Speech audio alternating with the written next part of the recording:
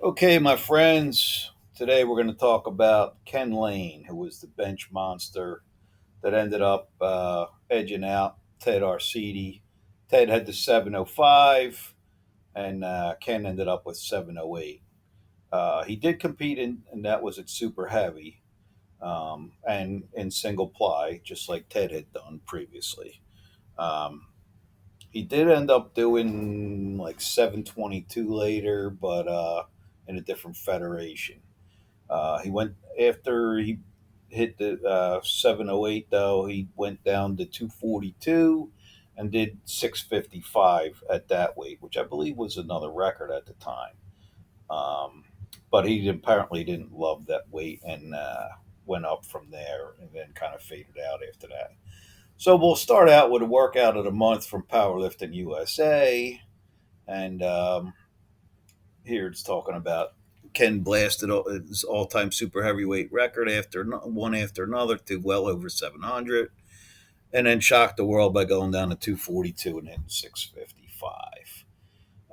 So of course it goes into the routine here. The bench press is the most respected lift in the eye of the general public. Let's talk about 98% of people if they see a physique of a power lifter or a big bodybuilder. It's like, hey, how much do you bench? So that's always the question: how much you bench and how big your arms are. Two big things. So he's saying, following this routine, it's designed for an intermediate lifter capable of benching 500 pounds. Well, I don't know too many intermediate lifters that can bench press 500 pounds. And this routine is similar to the one that we'll get into, which is his matrix routine, which is more detailed, but pretty similar. And it starts out at 55% doing 10. Then you basically add 5%. This is relative to your max a week. And you drop in reps until you get up to your maximum of attempt, in this case, which would end up being 50 pounds. Now, here's the matrix routine, which he sold back in the day.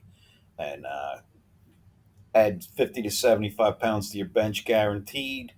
I don't know if anybody asked for their money back, but I can't imagine that everybody who did this routine put that much on their bench. Uh, so this goes into Kenneth Lane is without a doubt the greatest bencher of all time, epitomizing the essence of good sportsmanship. The mighty Texan is hailed as a true champion by all who encounter him. To date, he has officially earned a distinction, and you can go back and look at that panel. Um, but it goes on to say that you're going to be able to add 50 to 75 pounds to your bench. This has been proven to be effective by hundreds of strength athletes all around the world. Um, so maybe you can count yourself among them. Success is imminent. Now, this is just a color picture of that same picture back there. Again, at super heavyweight, he's like 294. Huge shoulders, huge chest, huge arms, huge all over. Really kind of looks like a bodybuilder. Obviously, not quite as ripped, but good physique for his size for sure. So, in this course, I'll explain how you can increase your present bench press, one repetition by 50 pounds or more. Assuming you already know how to bench press, I will concentrate on technique and the actual sets, reps, routine, etc. There's just a closer up picture of again that seam. You could see just how massive he is, though. And it even looks like he's got a little bit of cuts. Obviously, maybe he was up over the limit and had to cut weight to get there. So many of the topics conflict with your current techniques and practices. So I urge you to keep an open mind. But he's saying this system works. It's used by hundreds of people, and you're guaranteed to have success. So let's begin. In this section of the course, I will introduce you to the actual 10-week matrix breakdown of the bench program routine you're going to follow. And after computing your exact poundages specified, be sure to write out the 10-week program for constant reference. It's designed to include one heavy day of training and one light day. On your light day, do only 80%. So there's the cover of I guess if you bought the the program back in those days. That was the cover of it. So now I used to actually train like that myself with a heavy day and a light day, but my light day would be lighter than 80%. I think that might be a little aggressive, but this is Ken's program. So day one, you're doing 55%, just like we saw in the other one. Couple light warm up sets, and then you're doing 3 sets of 10, which, if your current max was 500, would be 300. So you just have to do the math and figure out what those numbers are from you. So then, he goes on with the Monday, Thursday, heavy and light days, and it just goes up like 5% a week and basically dropping a rep or two every week until you get out to like week 8. And then the last couple of weeks, he does cut out assistance work. And there's just a picture of him, and I believe this is when he did the 708. Um, and he does talk about his form and technique and things like that. And he does do a fair amount of assistance, even to include legs. Now, it gives you your attempts and everything. After completing this program, give your body a chance to rest by doing only regular workouts for a month or so, at which time you will be ready to start a new program matrix. You'll be training less as far as sets and reps, but you'll be training heavy. So, type of pyramid routine is often used by coaches to strengthen their athletes and by bodybuilders to tone their muscles. I do not recommend training like this for the following reason. Oh, he's talking about a different type of program, more of a straight going a pyramid for in the within a workout, and he doesn't really believe that. He believes in doing sets at a specific percentage for a specific number of reps when you're training for a contest like this. Now that was a 717 attempt, I'm assuming, because there's no record of him having done an official 717. So he must have just missed that one on that cover there. And he does talk about that many lifters and bodybuilders tend to kind of forget about their legs a little bit. And even, you would think, how much do you need to train legs for your bench press? They do come in handy, actually. You really get some leg drive going. It helps when you do the bench press properly. And he's saying, although you'll be increasing your bench press poundages, you're not really increasing your assistance poundages, at least not by any significant amount. So you're really concentrating on, driving your bench press poundages up over those weeks and just staying consistent with your assistance work. Now, apparently, there was a Bench Monster TV. There was a section where Ken was talking about selling certain lines of supplements, which I kind of cut out because you can't even, they don't exist anymore since this was well over 20 years ago, 25 years ago. But here's the assistance work, and he'll mention a few, but he'll say you don't have to do all of them, but pick one or two. And 4 sets of 8 to 10, which sounds reasonable for most things. Um, and he laid out a push pull routine if you go back and hang on that panel. Um, and then he says the importance of proper recuperation cannot be stressed. Therefore, on the days you're instructed not to train, make sure that you relax and refrain from any physical activity. And he's like including tennis, basketball, all these things that you might not think of as really being a workout, but it can mess up your recuperation. Now, this is just a picture of setting up, and he's grabbing the bar and like tucking himself under there and to get set up. Then he goes into nutrition, and he's saying that next to God Almighty, good nutrition more than anything else is probably the deciding factor in my ability to consistently break records. Uh, he does say he gets a little sloppy sometimes with what he eats. Um, and he's not saying that that's a great idea, but he's one of the people that can get away with it. Here he is at 242 with the 655 bench, and you can see he's looking a lot leaner there.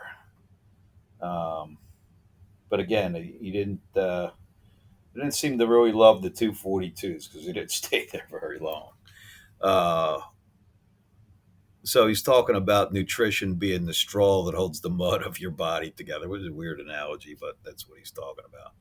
If you're currently at a sticking point, good nutrition could be one of the reasons. Um, he said, I did not make significant progress uh, at first because I didn't pay good enough attention to nutrition. And when he says nutrition, too, he's talking about supplementation, taking aminos, and other things like that. And he talks about here that there's a lot of bogus nutrition and supplement companies out there, and some of them don't even have what they say they have. He goes on from there to do a whole ad about the stuff that he takes, and he was working for a particular supplement company back then, but I skipped all that again because the stuff doesn't even exist anymore. Um, Here he is on the cover of Powerlifting USA, and he was on a few of them. So techniques, review several techniques you should use. Include the following: staying tight throughout the bench press movement, hand spacing, use of a spotter, breathing, the arc of the bar, and a couple other things. Your ability to stay tight will be vital to your quest.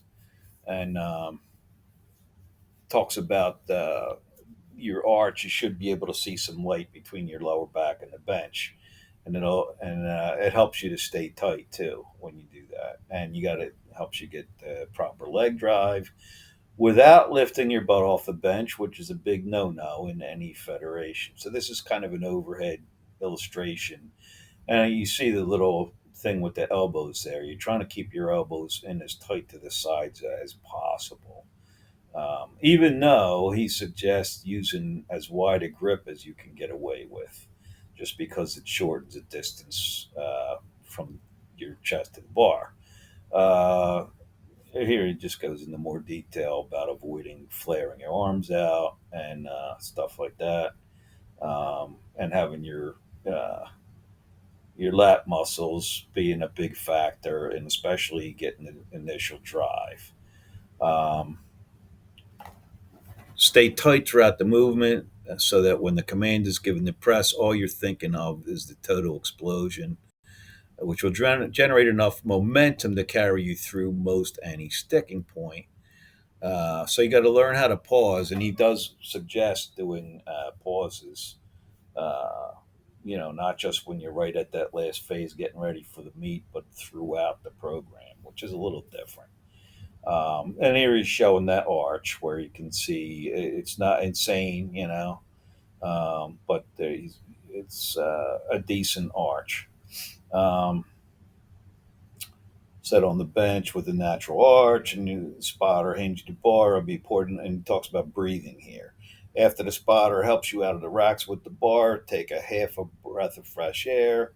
And then as you're lowering it, take in the remaining half of air. Since you're already tight, this will actually compound your tightness to make for the greatest possible explosion. Now you hold that through the pause, and then after the command, you start to exhale as you're not right as soon as you start going up, but when you're about halfway up. Obviously, this is a picture of Ken a little bit older doing an interview someplace. Um, so the next technique talks about the movement of the bar, and there's where he goes into that the bar should be moving on an arc, and that is most big benchers will tell you the same thing. Although you see some people that look kind of like it's straight up and down. And again, this is subject to whether you have good shoulders and all that kind of stuff. Here's another picture of Ken, a little bit older. I don't know what's up with Ken these days. He would be somewhere around my age, I would guess, like mid 60s these days. I don't know if he's dropped completely out of lifting or what. Um, then he's talking about aids like Inzer Blast shirt, which I used back in the day, still have one. Of course, you got to have a power belt, wrist wraps, knee wraps. I don't know why you would ever use knee wraps. I'm sure he does talk about, doing lower body. So obviously, knee wraps and deadlift straps for those two lifts. Now, this is a book apparently that Ken wrote. I have not seen the book. I'm not aware of the book, but it probably also has this bench routine in there. Um, and again, now he goes into the psychological factor, which is a big thing. Our mind plays a large role in the performance, cannot be denied. I have psychological techniques which benefit me immensely, and so should you. Make it your mission to utilize performance enhancing mind techniques to better your overall training. Now, that's different strokes for different folks. He doesn't get into real details except just saying that you need to do that. But he does say when he was training to beat Ted 705, he was constantly bombarded with negative stuff, even from his closest friends. And but he did break the record, and he says that you have to be able to ignore the negatives. There's Ted, and Ted was obviously a big beefy dude too, and then he became a wrestler. Ken didn't get into any of that stuff. I guess Ted did okay for himself over the years. And Here he is back talking about the subconscious mind, and it's all pure science, and the process does work. In conclusion, at the time of this writing, I hold the world super heavyweight all time bench press record of 708, also the current world record in the bench in 275 class with a lift of 661. And then he talks about his ambition to go into 242s, which again he did and did 655. Uh, at the time of this writing, I hold the world super heavyweight. There he is again. In conclusion, I would like to share with you my personal philosophy of why I'm so successful in my career. Far from being what you might call a holy roller or a very religious man, I owe all my success to God Almighty through His Son, Jesus Christ. God is why I am what I am, and if not for Him, I never would have been able to do any of this stuff. I sincerely believe that a good relationship with the Lord will give you the power when you need it. It is His wisdom which directs my actions to implement the principles and techniques mentioned herein to yield my world records. Whether or not you have a relationship with God Almighty is your business. But since I'm the strongest man in the world, and since you paid good money to find out how I did that for your own benefit, I thought it was very important to tell you this.